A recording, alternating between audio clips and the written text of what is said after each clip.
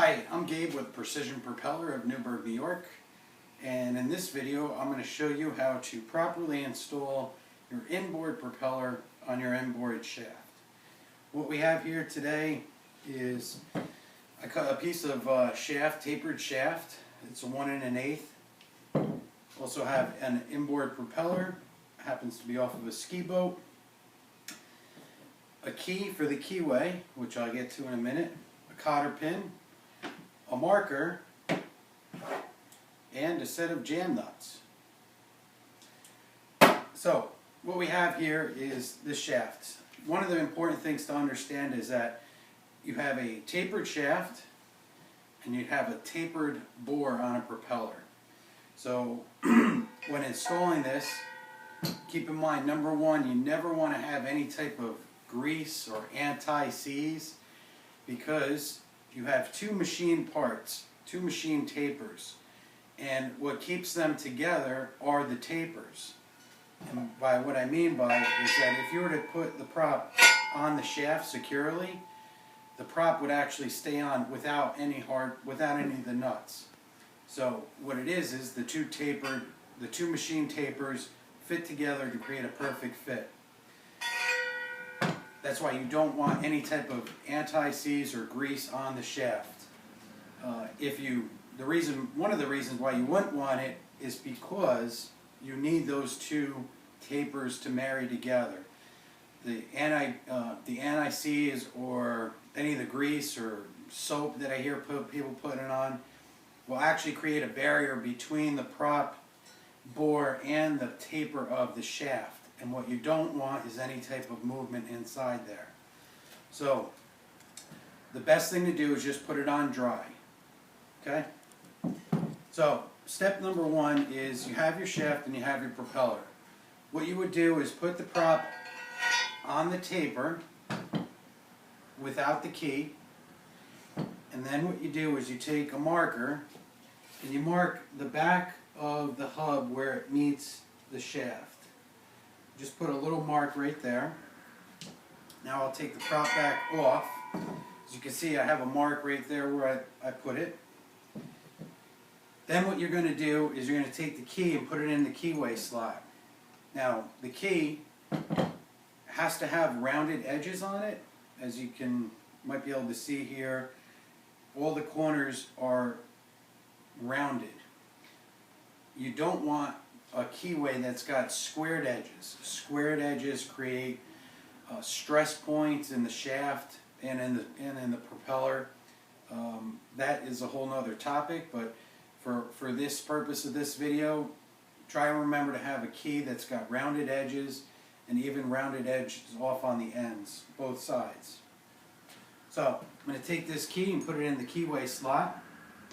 Then I'm going to take the prop and line it up with the keyway slot, and I'm going to make sure that the key doesn't ride up, and I'm going to stick that prop right back on there, and as you can see, it matches right up to where I left that mark.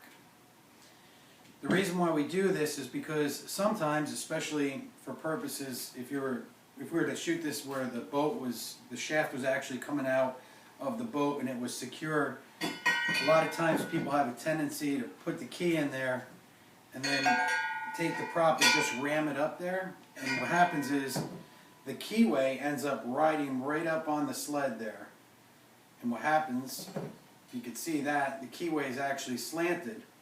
And so as I talked about earlier, the biggest thing with the prop and the shaft is that you want to have both tapers touching. And with the key being, if it rides up on top, it's going to have a little bit of a wobble in it, and it's going to create a little bit of a problem down the road. So you always want to make sure that the keyway sits right inside that keyway pocket. Then you take the prop and you run it right up and just make sure it matches the mark that you made. If it doesn't, take the prop off and do it again. So the prop is on. Now we have the shaft nuts. These are called jam nuts. One is thicker and one is thinner. And we're going to get into that age-old debate of which one goes on first. So A lot of people think that the nuts get set up where the large one goes on first and then the thinner one goes on afterwards. Well, that's incorrect. The correct way of putting them on is that you do take the large nut and you run it right up and you tighten the propeller nut using a crescent wrench or an adjustable, and you tighten that good and tight. Then you take it and you back it off. Then you take the thin nut, run that thin nut all the way down to the prop, and then tighten it. Now you're going to take the large nut, run it all the way down, and jam it against the thinner washer. How I'd like to tell people to associate it, or to kind of maybe understand it, is the thin nut actually acts like a washer in a nut and bolt setup. So the thin nut actually acts like a lock washer. So once you have that large nut on there, you tighten it up. Yes, there are torque settings for this, but you'll never achieve the torque setting on it.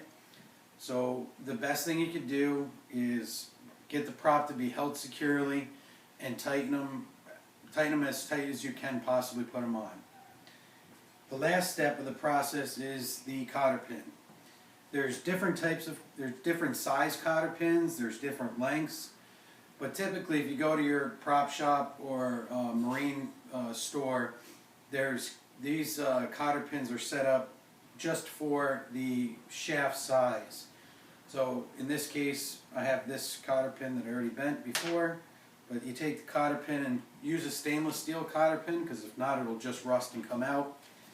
And you just slide it inside and then just bend it over just like this with a pair of pliers. If I had a pair, I would do it. And you just bend it over, and basically that's what it looks like when it's all done.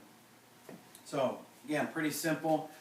Key things to remember are: do not put any grease or anti-seize on the shaft or inside the propeller hub, because the best fitting props are the ones that are the hardest to take off.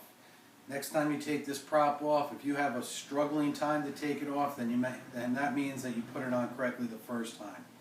So no grease, no anti-seize, and also remember the correct procedure for putting these nuts on is that in the end, the thin nut is on first, and the large nut is on last.